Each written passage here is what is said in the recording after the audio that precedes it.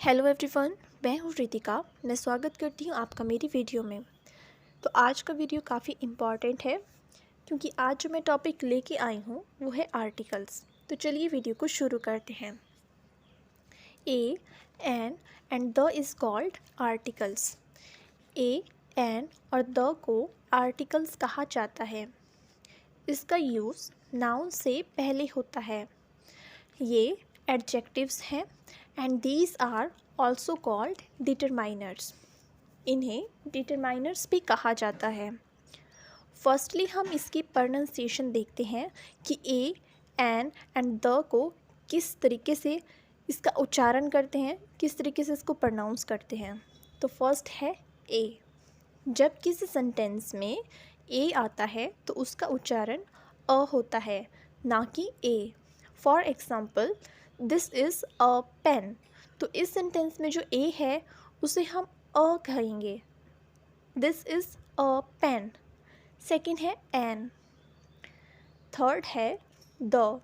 The को कहीं the कहते हैं और कहीं पर दी कहते हैं। ऐसा क्यों होता है ये मैं आपको आगे बताऊंगी। अब बात करते हैं हम आर्टिकल्स की टाइप्स की। तो इसके टू टाइप्स होते हैं, एक डेफिनेट आर्टिकल्स और सेकंड है इनडेफिनेट आर्टिकल्स। तो डेफिनेट आर्टिकल में आता है द और इनडेफिनेट आर्टिकल्स में आते हैं ए और एन।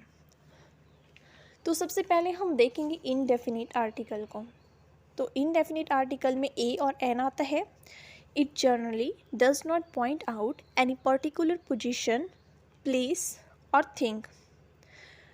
ए और एन का प्रयोग किसी ऐसे व्यक्ति, वस्तु या स्थान के साथ होता है जिसके बारे में पहले से जानकारी ना हो। या फिर आप ऐसे भी समझ सकते हैं कि ए और एन का यूज़ किसी भी नाउन की पोजीशन को अनसर्टेन बनाने के लिए किया जाता है, मतलब अनिश्चित बनाने के लिए। चलिए कुछ एग्जाम्पल्स से आप इसको अच्छे से समझाएंगे। फर्स्ट है देयर वॉज अ किंग। एक राजा था। तो इस सेंटेंस में हमें सिर्फ इतना पता है कि एक राजा था, वो कहाँ का राजा था हम नहीं जानते हैं। ठीक है। सेकंड है a dog was barking at night. एक कुत्ता रात में भौंक रहा था। हम सिर्फ इतना जानते हैं कि एक कुत्ता था जो रात में भौंक रहा था। कहाँ का था ये हम नहीं जानते, हम अधूरी बात जानते हैं। थर्ड है a mister Ayush is at the door. मतलब कोई मिस्टर आयुष दरवाजे पर है। इस सेंटेंस में कोई शब्द का प्रयोग हुआ है, मतलब हम नहीं जानते कि वो कौन है।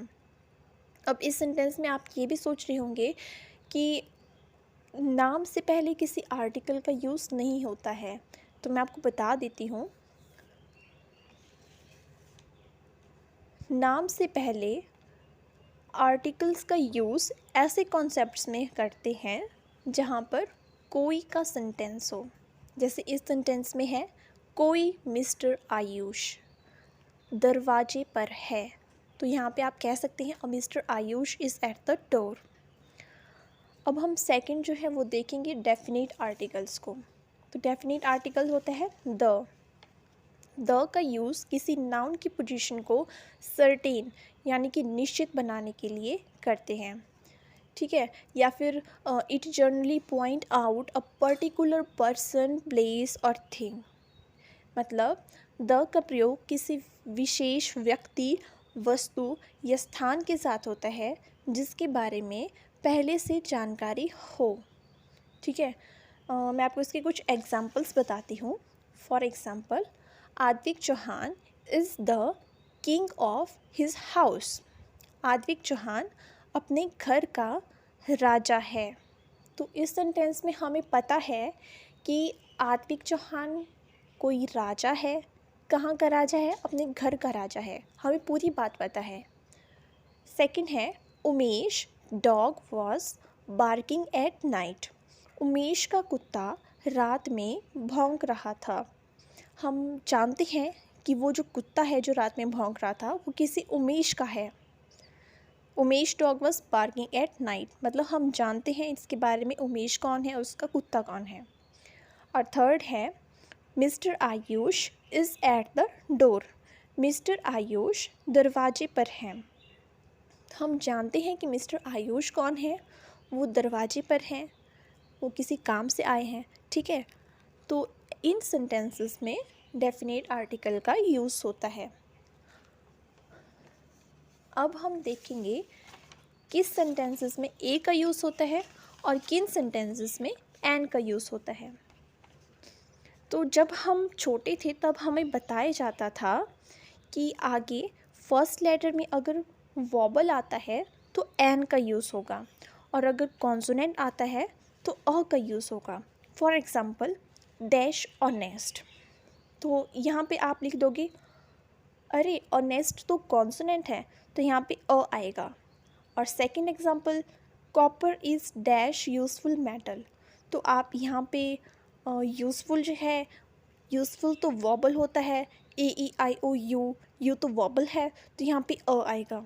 लेकिन ऐसा नहीं होता है, यहाँ पे आएगा एन ऑनेस्ट फर्स्ट में और सेकंड में आएगा copper is a useful metal, यहाँ पे अ आएगा।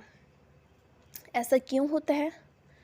अ और एन का यूज़ कहाँ कहाँ होता है, ये जानने के लिए हमें ये जानना बहुत ज़रूरी है कि कितने वॉबल्स हैं, कितने कॉन्सोनेंट हैं, यानी कितने स्वर हैं और कितने व्यंजन हैं।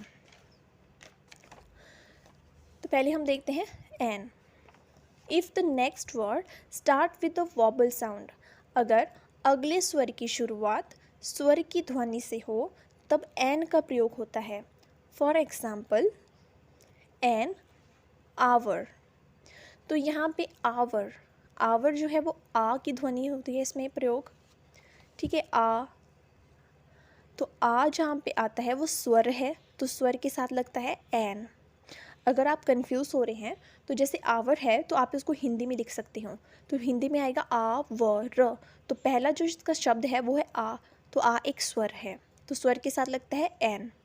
अब सेकंड हम देखते हैं ए की, तो if the next word start with a consonant sound, अगर अगले शब्द की शुरुआत व्यंजन की ध्वनि से हो तो वहाँ पे ए का प्रयोग होता है। For example a university, a university, भले ही यू एक वॉबल है लेकिन इस वर्ड में ध्वनि य की है जो कि एक कॉन्सोनेंट साउंड है, इसलिए यूनिवर्सिटी के साथ अ लगाया। मैंने आपको पहले भी बताया अगर आप कंफ्यूज हो रहे हो तो आप यूनिवर्सिटी को हिंदी में लिख सकते हो यूनिवर्सिटी, तो इसमें जो य है वो है हमारा एक व्यंजन यानी कि कॉन्सोनेंट, तो कॉन्सोनेंट के साथ लगता है हमारा अ। ये कुछ एग्जाम्पल्स हैं, तो चलिए देखते हैं। फर्स्ट है अ बॉय, अ बॉय, तो इसमें जो फर्स्ट लेटर है उसमें ब की ध्वनि हो रही है, आ रही है अ बॉय। सेकंड है अ पेन, तो इसमें प की ध्वनि आ रही है, प यानी कि पी, तो ये एक कॉन्सोनेंट है। थर्ड है एन ऑनेस्ट, ऑनेस्ट, तो इसमें वॉबल का साउंड आ रहा है यानी कि स्वर की ध्वनि आ रही है। फोर्थ है हमारा एन ईयर, एन ईयर, तो इसमें ई है यानी कि स्वर की ध्वनि आ रही है, तो ये एक वॉबल है, तो वॉबल के साथ लगता है एन। तो नेक्स्ट है अ यूनियन, अ यूनियन, तो जब हम यूनियन को हिंदी में लिखते हैं तो हम लिखते हैं यूनियन, तो य जो है वो एक व्यंजन है और यहाँ से य की ध्वनि आ रही है, तो कॉन्सोनेंट है ये, तो कॉन्सोनेंट के साथ लगता है हमारा ए, तो अ यूनियन। आई थिंक आपको अच्छे से समझ आ गया होगा ये ए और एन का। तो अब नेक्स्ट हम देखते हैं द का, तो द को हम कहाँ द कहते हैं और कहाँ पर दीप कहते हैं। तो पहले हम दी देखते हैं।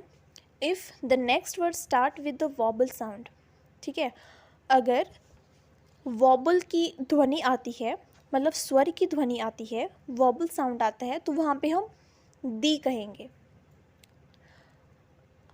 अगर नेक्स्ट वर्ड कॉन्सोनेंट साउंड से स्टार्ट हो, मतलब व्यंजन से स्टार्ट हो, तब हम द कहेंगे। मैं आपको कुछ एग्जाम्पल के जरिए बताती हूँ। पहला है द बॉय। द बॉय, इसमें जो बॉय है उससे व्यंजन की ध्वनि आ रही है, तब हम यहाँ कहेंगे द बॉय। सेकंड है द पेन। पेन, इसमें प की ध्वनि आ रही है, दोबारा इसमें व्यंजन की ध्वनि आ रही है, मतलब कॉन्सोनेंट साउंड आ रहा है। जहाँ पे कॉन्सोनेंट साउंड होगा तो वहाँ पे द लगेगा। अब थर्ड एग्जाम्पल है द ईयर। द ईयर, यहाँ पे हमने दी कहा क्योंकि जो नेक्स्ट वर्ड है वो वॉबल साउंड से स्टार्ट हो रहा है। ईयर मतलब स्वर से। जब हम ईयर को हिंदी में लिखते हैं तब हम लिखते हैं ईयर, तो ई है वो एक स्वर है, तो स्वर जहाँ पे भी होगा तब हम द को दी कहेंगे, द ईयर। एक और एग्जाम्पल देखते हैं द एंड।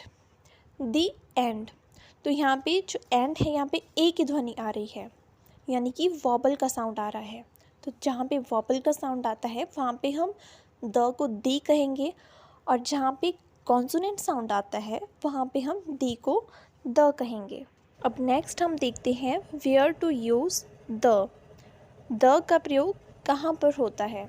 तो फर्स्ट है with unique people and objects, यानी यूनिक लोग और वस्तु जो केवल एक है। For example the sun, the earth, the moon, the president, the sky, ये सब कुछ एक है, इसलिए यहाँ पे द का यूज़ होगा। नेक्स्ट है with famous buildings and museums, मतलब प्रसिद्ध भवन और संग्रहालय। For example the Taj Mahal, the Qutub Minar, the Lal Qila, the Eiffel tower, the globe etcetera, यहाँ पर भी द का यूज़ होगा। With ordinary numbers, for example the last chapter, the first time, the third member, the second occasion, मतलब क्रमवाचक संख्याओं के साथ भी द का यूज़ होता है। नेक्स्ट है with religious books. Religious books के साथ भी द का यूज़ होता है। The Gita, the Puranas, the Ramayanas, the Bibles, the Mahabharat. अब नेक्स्ट है विथ नेशनलिटी एक्सप्रेसिंग वर्ड्स, मतलब नागरिकता या राष्ट्रीयता सूचक शब्द। For example the Chinese, the Americans, the Italians, the Indians, the Russians, the Japanese, the Pakistanis, इनके साथ भी द का यूज़ होता है। अब नेक्स्ट हम देखेंगे कि द का यूज़ कहाँ पर नहीं होता है। फर्स्ट है before the name of disease, किसी बीमारी के नाम से पहले हम द का यूज़ नहीं करते हैं।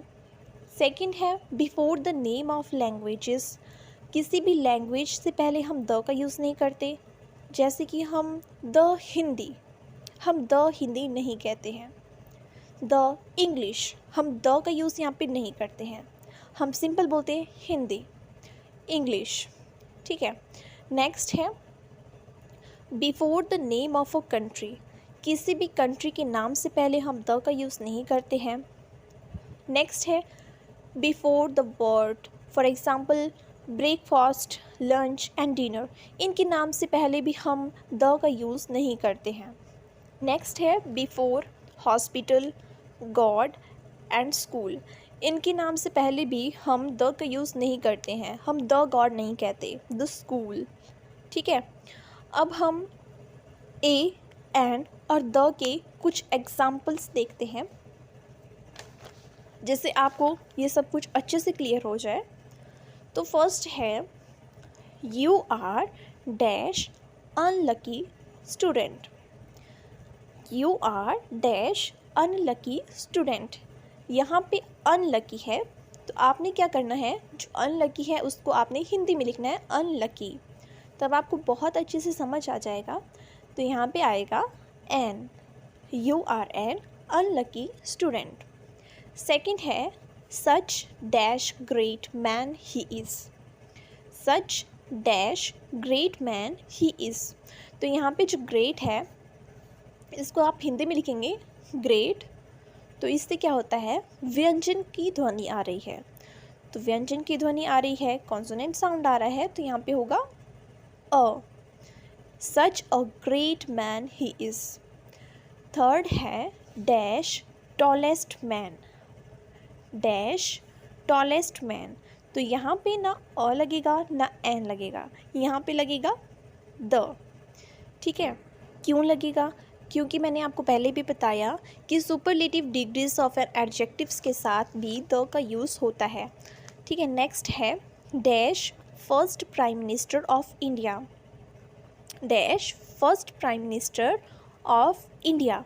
तो यहाँ पे भी द का यूज़ होगा क्योंकि ये एक ऑर्डिनरी ऑब्जेक्टिव्स है। ठीक है, आई थिंक आपको अच्छे से समझ आ गया होगा सब कुछ। अगर आपको सब कुछ समझ आ गया है तो प्लीज़ वीडियो को लाइक करें, शेयर करें, कमेंट करके बताएं कि आपको सारे कॉन्सेप्ट्स अच्छे से समझ आए हैं या नहीं आए हैं। और मेरे चैनल को सब्सक्राइब करें और बेल आइकन को प्रेस करना ना भूलें ताकि मेरी लेटेस्ट वीडियो की अपडेट्स आपको मिलती रहे। Thank you.